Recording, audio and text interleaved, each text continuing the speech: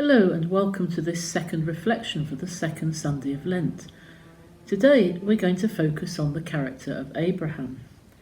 Abraham was another righteous man just like Noah of last week from the Old Testament. We focus today in particular on the great faith of Abraham and his blind obedience in following the instructions that God gave him. Today we see how important the idea of sacrifice is as part of God's plan for our redemption. The first reading mirrors God's revelation of Jesus, who is the ultimate sacrifice for our salvation. We need to note the words spoken by Abraham by his worried son Isaac, but not actually recorded in this particular reading today. The Lord himself will provide the lamb for sacrifice. Isaac carried the wood of the sacrificial fire on his back as they walked for 3 days. He himself was to become the sign of Christ. Christ, the one who carried the wood of the cross upon his back to that place of execution where he offered his sacrifice. Little wonder that Isaac worriedly asked Abraham, "Where is the lamb for sacrifice?" Not realizing about what was about to happen, perhaps. Can you see how prophetic these words of Abraham were?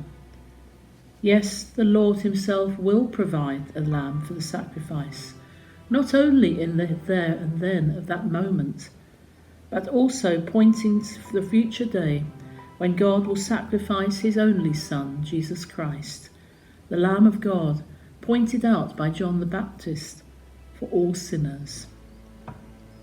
As this long year of the pandemic moves into yet another Lent, perhaps we can pause a while and reflect. How many acts of obedient sacrifice have we seen during this year? The frontline workers, faced with nothing short of a war zone in recent months, who refused to give up the fight and gave their total self to care for those who are suffering at this time. I've heard of many selfless acts of those medical staff who'd gone above and beyond the call of duty to alleviate people's suffering.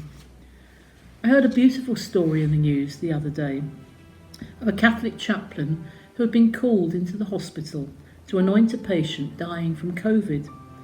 When he got to the bedside, he witnessed a group of 4 people sitting round the bed, weeping, crying, comforting the patient, stroking his hand, giving him comfort in his last moments.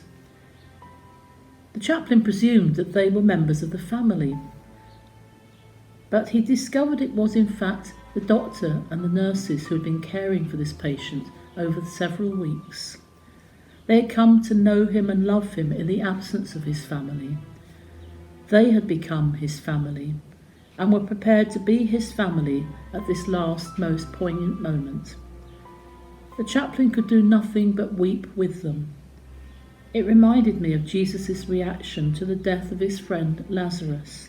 He wept. A moment of such love in the midst of so much suffering.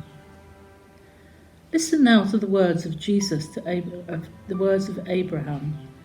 "Because you have not refused me your son, your only son, I will shower blessings upon you, and I will make your descendants as many as the stars of heaven."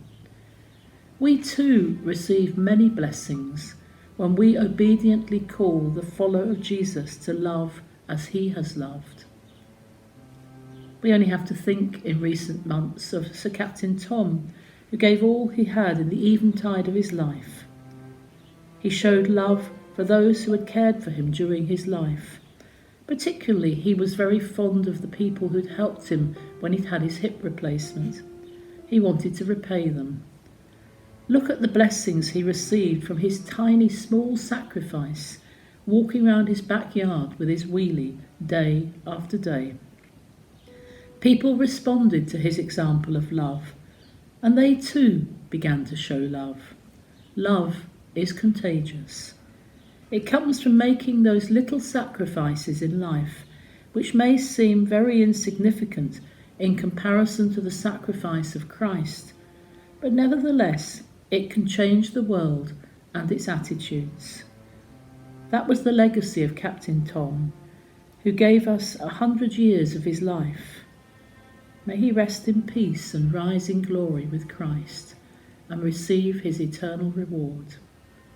Thank you.